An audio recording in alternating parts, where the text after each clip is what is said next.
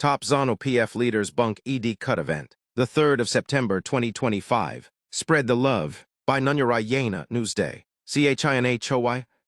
A senior Zanu PF provincial executive has blasted top party officials for failing to attend key events presided over by President Emerson Mnangagwa, accusing them of showing disloyalty and silent sabotage. In a strongly worded letter to the Mashonaland West leadership, Provincial Chairperson Mary M. Liswichikoka expressed outrage after the majority of party heavyweights, including MPs and Central Committee members, skipped last Thursday's 21st graduation ceremony at Chinhoyi University of Technology, KUT, where Mnangagwa capped 130 graduands. Only Deputy Minister of Women's Affairs, Community and SMEs Jennifer M.H. Langer attended, leaving the President's delegation noticeably thin. What message are you sending when you deliberately absent yourselves from events graced by the first secretary of our party?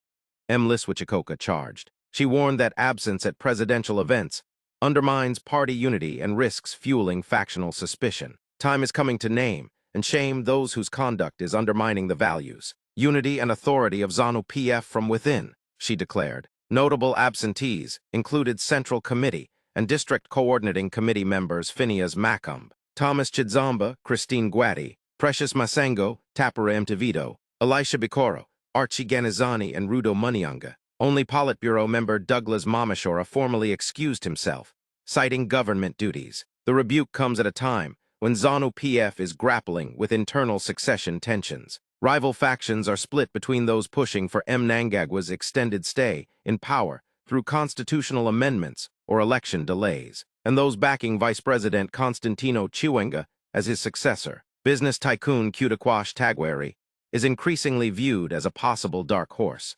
Analysts note that repeated no-shows by ministers and MPs, both at party functions and in Parliament, reflect a deeper malaise in governance. Despite repeated orders, many continue to skip crucial question-and-answer sessions in the National Assembly and Senate. For now, M. Liswichikoka's scathing warning lays bare the simmering frustrations within the ruling party as loyalty to Mnangagwa faces visible cracks.